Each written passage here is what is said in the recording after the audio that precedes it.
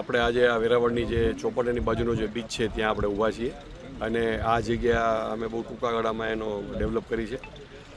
કોઈ પણ જગ્યા ડેવલપ થાય પહેલાં તો લોકો આવી શકે માટેનો રોડનું હોવું જોઈએ. તો એ અમે અમારી જે DMFની ગ્રાન્ટ છે એમાંથી અમે અહીંયા આ રોડ અને ફૂટપાથ એ બે મંજૂર કરવાના છે. રોડનું કામ પૂરું, ફૂટપાથનું કામ ટૂંક સમયમાં પૂરું થશે. બીજું આયોજનની ગ્રાન્ટમાંથી 6 હાઈમાસ્ટ આપણે મંજૂર કર્યા હતા. એમાંથી આજે 4 હાઈમાસ્ટ ટાવર છે એનું આપણે આજે લોકાર્પણ કર્યું. 22.28 લાખની એની કિંમત થવા જાય છે.